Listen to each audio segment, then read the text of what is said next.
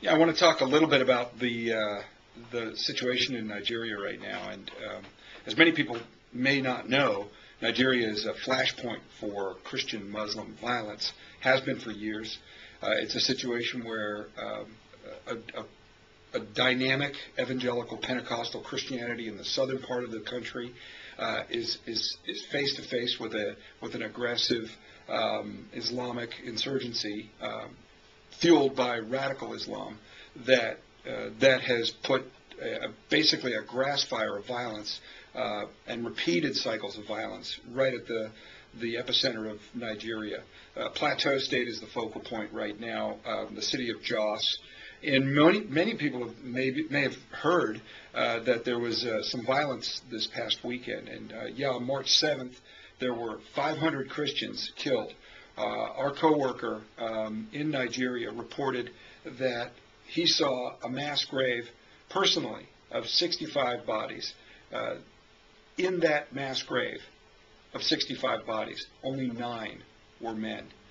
The rest were women and children.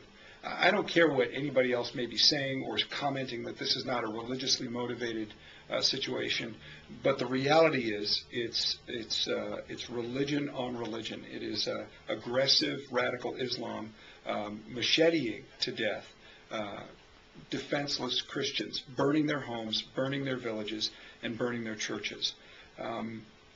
You can apply any other grid to look at things. I mean, of course, there's economic and political and land issues that are relevant in the discussion. But the primary motivation for the radicals, according to their own testimony, is the greater glory of Allah, the greater glory of God. And when they have exercised their mob chants, this has been the case. So our ask right now is for people who would be interested in doing something is to get on their knees and to pray that God would prevent this kind of violence and this cycle of violence from continuing. That, number one, that the Islamic extremists would stop the killing of the Christians in this situation. And number two, that the Christians would not be filled with a spirit of revenge or retaliation, that they would truly pray for those who are persecuting them and forgive them. That's our prayer. And that we're asking the world as part of Open Doors to stand with the Christians there and to encourage them and to bless them and to ask them again and ask the Lord to break this cycle of violence.